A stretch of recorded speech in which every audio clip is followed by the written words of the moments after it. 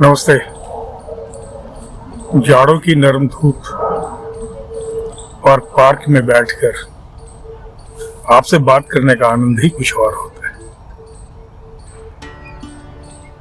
आज मैं आपको दो छोटी छोटी कहानियां सुनाने जा रहा हूं। दोनों का तात्पर्य एक ही है, उद्देश्य एक ही है।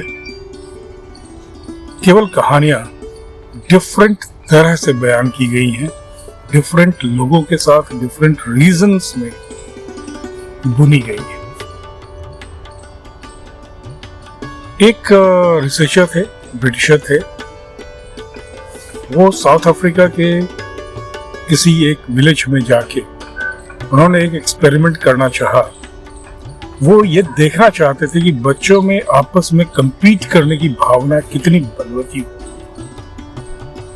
और उस उद्देश्य से उन्होंने 20-30 बच्चों को, जो 8 से 12 साल के बच्चे थे, उन्हें इकट्ठा किया और 100 मीटर का एक डिस्टेंस एक पेड़ के नीचे से दूरी नाप के उन्होंने 100 मीटर के डिस्टेंस पे एक निशानी बना के रखी और बच्चों को इकट्ठा करने के बाद कहा कि जो भी बच्चे दौड़ के पेड़ तक सबसे पहले पहुंच जाएंगे उन्हें एक मिठाई का टोकरा पूरा का पूरा गिफ्ट में, इनाम में दिया जाएगा।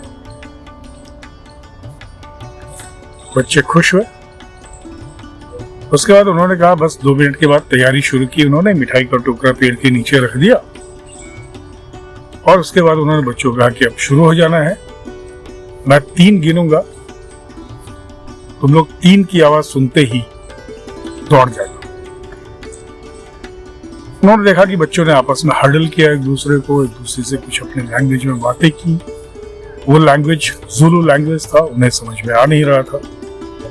और बातें करने के बाद बच्चे लाइन पे लग गए दौड़ने के लिए, सारे बच्चे। जब उन्होंने 1-2 कहा, उन्होंने देखा कि सबने अपने अपने हाथ पकड़ लिए, एक दूसरे के हाथ पकड़े और 3 कहते ही सारे बच्चे एक साथ एक दूसरे का हाथ पकड़ के दौड़ते हुए उस पेड़ तक एक ही गति से एक ही समय पे सारे बच्चे पहुंचे। उन्होंने मिठाई का टुकड़ा उठाया, आपस में बांटा, मिठाइयाँ खाई और खूब खुश होके अपना उनका जो आह्लाद था, उनकी जो खुशी थी, खुशी का जो अतिरेक था, वो देखने लगे। जो रिसर्चर थे वो आश्चर्यचकित हो गए। उन्हें लगा कि इनमें compete करने की भावना तो है ही नहीं, ये क्या हुआ? तो उन्होंने बच्चों से पूछा, ये क्या हुआ? तो बच्चों ने कहा, उबंतु, UBUNTU, उबंतु। उन्हें समझ में नहीं आया, ये ज़ुलू लैंग्वेज का एक वर्ड है जिसका तात्पर्य यही है कि हमारे बिना मैं हो ही नहीं सकता। मैं बहुत ही गौण है, हम बहुत ही व्यापक है। और इसीलिए इन बच्चों ने उस मर्म को समझते हुए हम एक साथ बढ़े, एक साथ जीते की भावना अपनाई।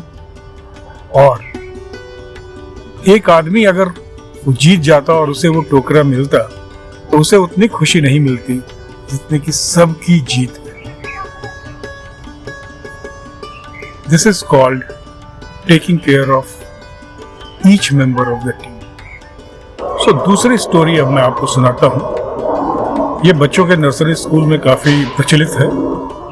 एक गेम है जो भारत में भी कई जगह खेला जाता है और विदेशों में, खास करके यूरोप और USA में इस गेम को इस तरह से खेला जाता है कि 9 कुर्सियां लगा दी जाती हैं और 10 बच्चे की एक ग्रुप बनाया जाता है, का एक ग्रुप बनाया जाता है और उन बच्चों से ये कहा जाता है कि जो आखिरी विजेता होगा उसी के पास एक कुर्सी बचेगी। हर राउंड के बाद एक कुर्सी कम कर दी जाएगी। जैसे प्रथम राउंड में 9 कुर्सियां हैं और 10 बच्चे हैं, सबको भाग के कुर्सी छेकनी है। जो नहीं छेक पाएगा, जो कुर्सी पे नहीं बैठ पाएगा पहले, वह हारा हुआ माना जाएगा। और फिर अगले राउंड में 8, 7 ऐसे करते घटाते जाएंगे और लास्ट पे एक ही कुर्सी बचेगी। और बच्चों में आपस में काफी कंपटीशन होता है और एक एक करके बच्चे हटते जाते हैं।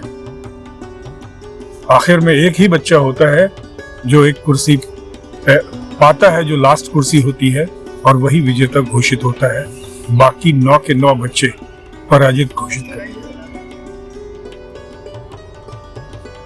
यह है एक्सक्लूसिवनेस, जहां आप एक्सक्लूड करते हैं। एक्सक्लूजन होता है बच्चों का। आप चुनते नहीं हैं, आप छांटते हैं बच्चों को। आप उन्हें हारना सिखाते हैं। बेसिकली आप उनको एक्सक्लूड करते जाते हैं, उनको इंक्लूड नहीं करते, उनका इंक्लूजन नहीं। जापान में इसी खेल को दूसरे तरह से खेला जाता है। जापान में भी 9 कुर्सियां रखी जाती हैं, 10 बच्चे होते हैं, लेकिन उनसे यह कहा जाता है कि अगर एक भी बच्चा बिना कुर्सी के रह गया ना तो पूरी टीम हारी हुई मानी जाएगी। अरे ये कैसे संभव है? 9 कुर्सियां, 10 बच्चे, एक एक कुर्सी पे एक एक बच्चा बचेगा, एक के पास तो कुर्सी होगी ही नहीं, तो क्या पूरी टीम हार जाएगी? जापान में यही कहते हैं लोग, बच्चों को यही सिखाते हैं कि अगर एक के पास भी कुर्सी नहीं रही ना तो पूरी टीम हार जाएगी। तो बच्चे क्या करते हैं? वो आपस में बातें करते हैं, हडल करते हैं, आउट ऑफ बॉक्स थिंकिंग लाते हैं, और जब खेल शुरू होता है तो पाया यह जाता है कि एक बच्चे की गोद में दूसरा बच्चा बैठ जाता है और बाकी बच्चे एक एक कुर्सी लेके बैठ जाते हैं। सारे बच्चे कुर्सी पे बैठे हुए हैं, भले डायरेक्ट टच उनका कुर्सी से ना रहा हो, लेकिन वो खाली नहीं होता। फिर एक कुर्सी हटाई जाती है, फिर इसी तरह का खेल होता है। 2 बच्चों की गोद में 2 बच्चे बैठ के, और इसी तरह से अंत में बच्चों के बैठने का, गोदी में एक दूसरे से चिपकने का, साइड में लटक के बैठने का, कुर्सी पे बैठने का, शेयर करने का क्रम जारी रहता है। अंत में एक कुर्सी होती है और 10 के 10 बच्चे उसी पे लदे होते हैं। यह कहा जाता है इंक्लूसिवनेस। जापानीज लोग अपने बच्चों को एक दूसरे के साथ शेयर करना सिखाते हैं बचपन से, उनमें इंक्लूसिवनेस लाते हैं। लेकिन अधिकांश स्कूल में एक्सक्लूसिवनेस, खासकर वेस्टर्न सोसाइटी, उन्हें एक्सक्लूसिवनेस की ओर ज्यादा लेके जाती है। तो साउथ अफ्रीकन लोग, जो स्टोरी मैंने आपको उबंटू की सुनाई, और जो मैंने जापान के स्कूल में इंक्लूसिवनेस की बातें बच्चों को सिखाई जाती हैं, इन दोनों से हमें सीखना चाहिए। हम जिस सर्विस में भी हों, फैमिली लाइफ में हों, कहीं भी हों, inclusiveness is an important factor जिस पे हमें ध्यान देना चाहिए। हमें यह ध्यान देना चाहिए कि हमारी टीम का कोई भी मेंबर अपने आप को एक्सक्लूड न होने दे, हम उसे एक्सक्लूड न करें, वो अपने आप को एक्सक्लूड न पाए। Exclusion is never warranted, inclusion is always welcome. Wish you all very very happy new year. आगामी सप्ताह नए साल को डेडिकेटेड रहेगा। मैं आप सबों को हार्दिक शुभकामनाएं देता हूं। 2023 आप सबों के लिए शुभ करो।